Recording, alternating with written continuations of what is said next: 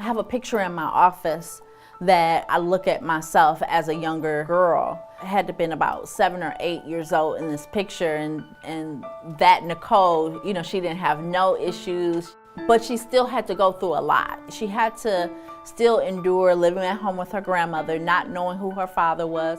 It was still a lot on her. And then as that Nicole got older and dealing with all of those things that she had to go through, seeing myself in a situation where now I'm pregnant and I'm 13. I drive down Verner in Detroit to go home a lot of times. And that's where the group home is on. It's on Verner and the Boulevard. And when I drive by, I just kind of reminisce. I kind of think about those times and that feeling and how I felt. I want to make certain that today, in this very moment, that in anything and everything I do is done in excellence. And that is where truly my work ethic starts. I never wanted to be an entrepreneur. I never thought that that could be for me. I was approached by the owners of this auto repair shop, Tuffy Auto Service Center, on 8 Mile in Detroit, a Jewish couple, and they said to me, you can own this. We want to sell this franchise. I said, look, I don't have your skin color. This is not your skin color. I don't have the education. At the time I was 26 years old. I'm too young. I just had a baby. I had all of these excuses. And they sat there and they heard every one of them. And they said, yes, you can. Yes, you can. That's just your mindset. Your mindset is telling you that it's because of your skin color that you can't have something. And I asked them, well, why did you come to me? They said, there's something in you that we see. They were seeing me push through. They looked at that as a personality trait that most individuals don't have. And these are those personality traits that you have to have in order to be an entrepreneur. And understanding that process and walking through to write a business plan. This was my first time ever writing a business plan. It didn't stop me. And I kept going because I looked at this as being an opportunity.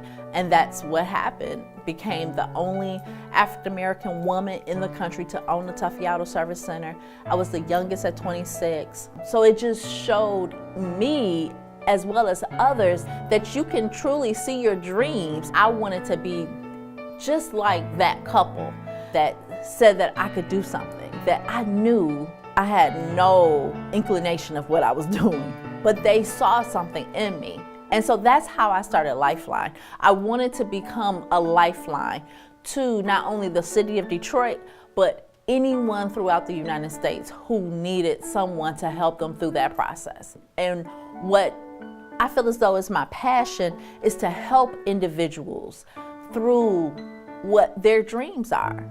You can dream about owning a business, and we're teaching that in our Lifeline classes. We have to date now have graduated over 2,500 individuals through our program. We've been able to successfully help entrepreneurs write their business plans, get their projected financials completed. They understand what they're looking at, what they're reading. They've done the research.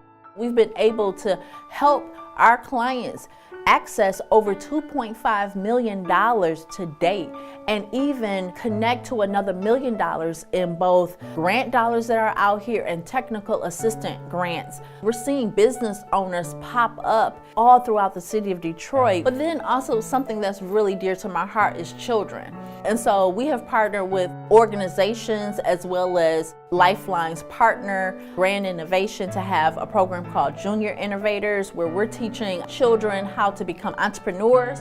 So we just did a panel discussion at Northwestern High School with other entrepreneurs as well as celebrities to talk about entrepreneurship. We actually have gone back to the group home I was housed in, and we've been able to give back to those girls. We're going to be raising dollars to give back to this group home. They need furniture.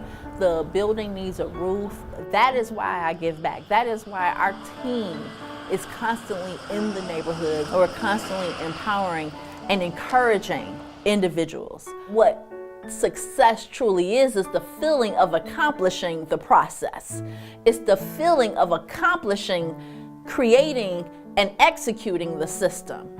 That's success. And once you start to identify what that success is, and then now identifying what your purpose and your passion, now you have your success.